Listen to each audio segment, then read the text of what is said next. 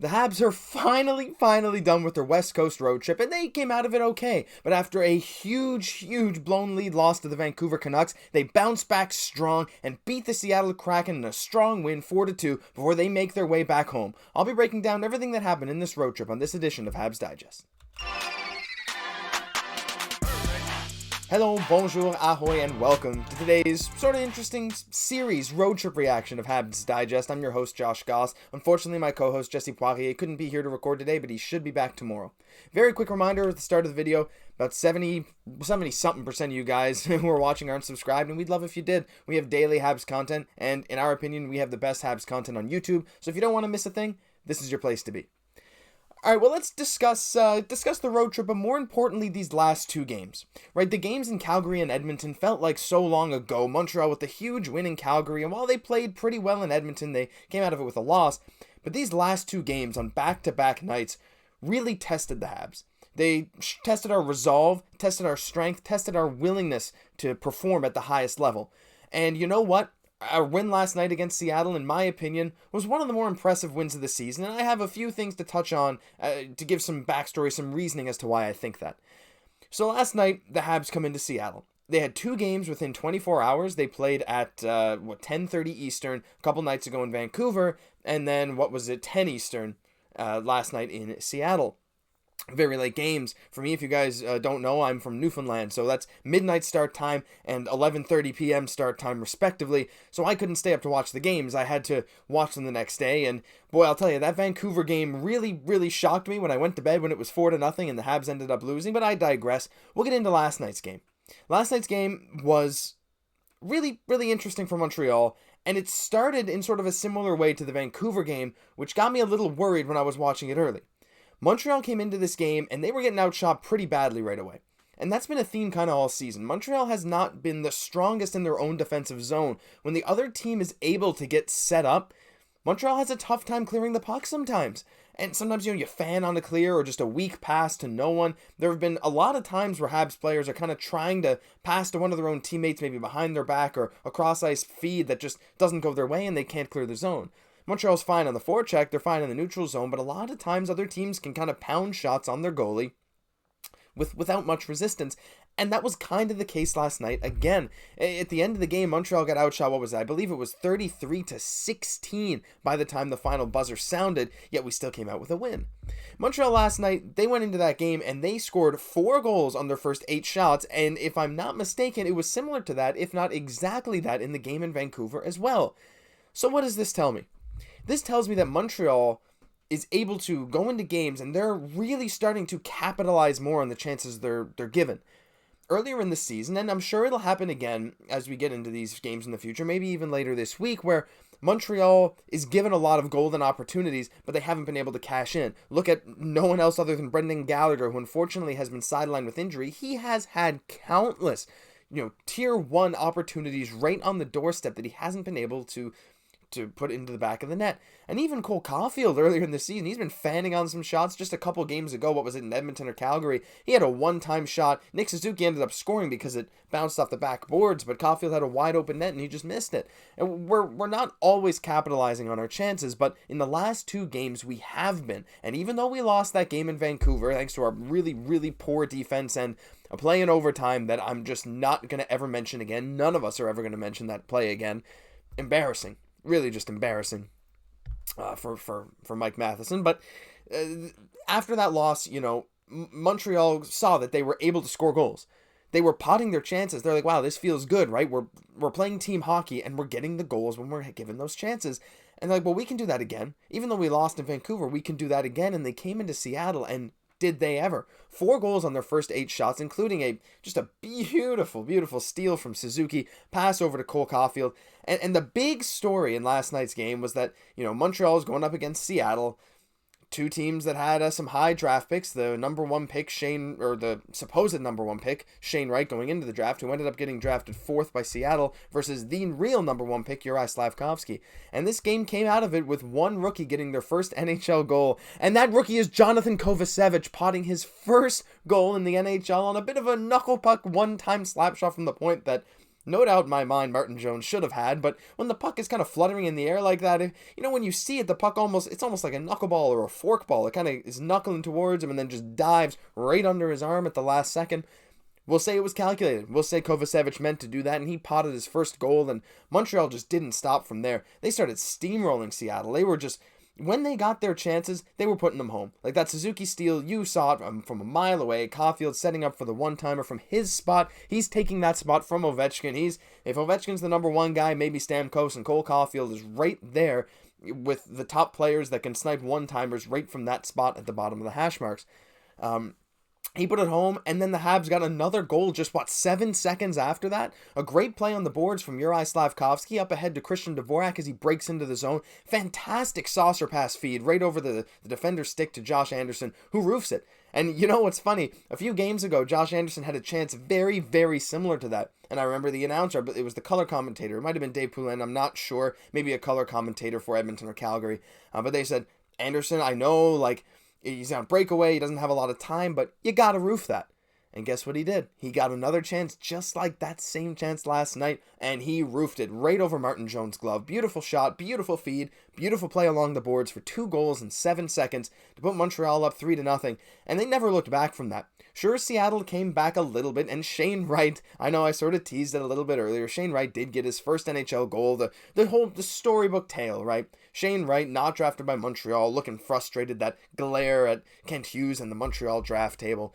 And he comes in, he was in the AHL for a conditioning stint, rumors of him going back to the OHL, and he comes in against Montreal, playing alongside good line mates last night. He had Bjorkstrand there with him, and guess what? Gets a feed right out front. Beautiful shot from Shane Wright, right in, unchecked in the slot, which is inexcusable by Montreal's defense, but whatever, alas. Shane Wright gets the goal. Great storybook for him. Honestly, I saw that. I enjoyed it. I think it's awesome that he scored his first against Montreal. I think it feeds into this rivalry, and what I will say is it felt like Slafkovsky, after Wright scored that goal, it felt like Slafkovsky had something to prove. It felt like he was going harder, making better plays along the boards, and I thought Slafkovsky played one of his top 2 or 3 games last night. Maybe not his best game because he didn't score, but he did have an assist and a lot of great plays, and defensively, again, he's getting better. I think last night after the Vancouver game, I think Slafkovsky did a little bit of a better job of not admiring the play he's making. When he was making a pass or a play along the boards, in the season up to this point, and it culminated in that massive bone-crushing hit by Luke Schenn against Vancouver, Slafkovsky tends to pass and kind of watch what he did, and he can get blindsided just like he did against Vancouver. But last night against Seattle, I didn't see that as much. I mean, there's still moments where you're like, watch out, man, because no one wants him to get crushed every single game. He gotta use his strength to his advantage, and I think he's getting better at that as the days go on. So I was really impressed with him last night. I was super happy with how he played, especially after Wright scored. But yeah, Montreal I think it was 3-1 that Anderson goal made it, and then as they go down the stretch, Seattle scores again, but there was a beautiful play. The 3 guys, if you had to pick 3 guys from Montreal, and you said there's going to be a tic-tac-toe with these 3 players, there's no one else you would pick other than Jake Evans, Joel Edmundson, and Rem Pitlick, because that's exactly the trio that combined for a beautiful passing play with a Rem Pitlick goal right on the goal line, sniped it over the glove of Martin Jones again. Fantastic play from those 3, our 3 most elite playmakers and scorers. I mean, I'm joking, of course, but what is great to see is that those 3 were able to do that.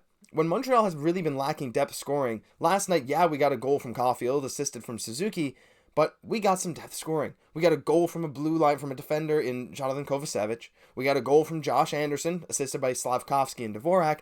And then we also got a goal from Rem Pitlick, our 4th line forward, who, guess what, didn't even really have a centerman last night in the game because the Habs were down a player because Sean Monahan couldn't play. So Pitlick and Pezzetta were kind of just these wingers on the 4th line who would move up onto the 3rd or 2nd or wherever they needed to fit in that game, and they scored. We got a goal from Pitlick on that line, Anderson on the 2nd line, and Caufield on the 1st line. Things looked pretty good depth scoring-wise for Montreal last night, and I thought overall, they were making fewer mistakes, but what I will say is that Montreal needs to fix something. And the thing they need to fix is that they gotta stop getting outshot so badly. They gotta work on their defensive zone possession. They can't allow other teams to, crowd them and really, really outshoot them, especially a team like Seattle. I know Seattle's been performing really well this season, and they have a great offense. Their coaching has been really good. But man, if you want to win more games, you can't be doubled in shots. You can't be outshot 33-16. Jake Allen shined again last night with an amazing performance, and in the month of November now, in 3 games, he has 2 wins with a .921 save percentage. Great work from him. After a bad game from Montembeault in Vancouver, not even really, a lot of those goals in Vancouver weren't really Monty's fault, if you ask me. But Allen has been really, really good, and his win against Calgary was just phenomenal. The 40-plus save performance in that win. He's been really good recently after a lot of slander from a lot of Habs fans, and sort of ourselves included here. I mean, there was a period where I was asking, should Monty start getting more and more starts? But I know the coaching staff knows more than us, and Jake Allen sure is a more proven goaltender, and he's been showing that he's a lot more confident out on the ice. I don't know if it's getting out on the West Coast, maybe that Pacific Ocean air is getting to him and helping him out, but he performed really well. And Montreal came out with a massive win. It's super impressive to me that Montreal can go into this West Coast road trip. They beat Calgary, a very important game for them. Of course, Sean Monahan's former team, Toffoli, buddies with a lot of the guys on the Habs. And they lose to Edmonton. They basically lose to Connor McDavid after that brutal early second period where we gave the Oilers 3 power play goals that we could not really fully recover from. So those 2 games were interesting. And that game against Edmonton was winnable. I thought we outplayed them 5-on-5. We just got unlucky with some penalties and a bad Joel Edmundson major that cost us big time. So really, Calgary and Edmonton were 2 very winnable games where we got 1 win. And then Vancouver, of all teams, a team who has been struggling to score this season, not getting great goaltending, comes out and just gives you the most demoralizing loss you can ever imagine. Montreal's up 4-0 after 1 period of play, and they lose 7-6 in overtime. Yeah, we got some points from some of our good players, like Caufield and Suzuki, and, things looked good, but you can't lose like that. And as Anderson said, it feels like crap. That's not a kind of game you can lose that way. It's frustrating for everyone because when you're up and you collapse so much, your goaltending sort of fails you. Your defense fails you. Those chances Vancouver got were in the slot. It's not like Vancouver was getting very many cheap goals, right? Like that Kuzmenko tying goal. He's just standing there on the goal line. JT Miller, beautiful pass. Got to give him credit, but you can't let that pass get through. You got to check Kuzmenko, one of the top, rookies this season coming over from Russia, but he has looked amazing. That game was it better have been a wake-up call. And I think it sort of was similar to that Buffalo game, just a couple weeks ago or a week ago. I don't remember when that game was, but the one we lost on home ice to Buffalo 7-2, that game was brutal. It was awful for Jake Allen. He had a really bad game. And Montreal bounced back really strong after. And I think it was a similar thing after that Vancouver game. Because the Edmonton and Calgary games, like I said, were fine. Montreal can come out of that proud, say, yeah, we did our best. We did pretty well. We had some ups and downs, but we're good. That Vancouver game is just we scored a lot of goals, but that was the only positive. Every other facet of the team failed us, and we stopped playing hard. We allowed Vancouver to get back in the game and beat us. And they come into Seattle. And yeah, you could tell they were tired. You could tell they had no legs for a lot of that game. They were not on the rush nearly as much as we see them normally. And we got a little lucky in that Jake Allen put in it was just a stud last night, stud of a performance. And Seattle just couldn't capitalize. Our defense was not really great. We got outshot badly. But what I will say is that Montreal is really, really, really improving on scoring on these golden opportunities that we're given. We're converting is the word I was looking for. I was looking for a word. That's the word I'm looking for. We are converting on our chances, and that's good news, especially for our lower lines. Like I said, the lines with Slafkovsky, Anderson, Dvorak, and hopefully we can see Slafkovsky back with Monahan soon. And of course, Cole Caufield getting a goal feels like every game now. That after last night's game, Cole Caufield, I think I might have mentioned this earlier, is now tied for 8th in goal scoring with 14, with Nick Suzuki just down 1 goal below him at 13 goals this season. And they're the highest set of teammates on the NHL goals leaders list besides Connor McDavid and Leon Draisaitl, which is totally understandable, but they're higher than the likes of William Nylander and Austin Matthews, who are, I think, at 14 and 13 respectively. So Suzuki and Caufield are 2 goals ahead of them if you combine them. So it's good news. We come out of this road trip with 2 wins and 2 losses, with one of those losses, or 2 of those losses being very winnable games. We could have easily won in Edmonton if we didn't give them so many power play chances, and we should have won in Vancouver, and we did win in Calgary and Seattle. So I think overall Montreal has got a lot of positivity coming home. I think we have a game against LA in a couple days. At home though, not in LA. Thank goodness I can actually sit here and watch the full game and hopefully get a game reaction to you guys, because the unfortunate thing is with my time zone, it's really, really difficult for me to stay up and post these videos after they're done. As I mentioned, Jesse's even further east. So for him to watch one of these games, he'd have to be up to like 7 in the morning. So it's not feasible. We try to do these videos the next day.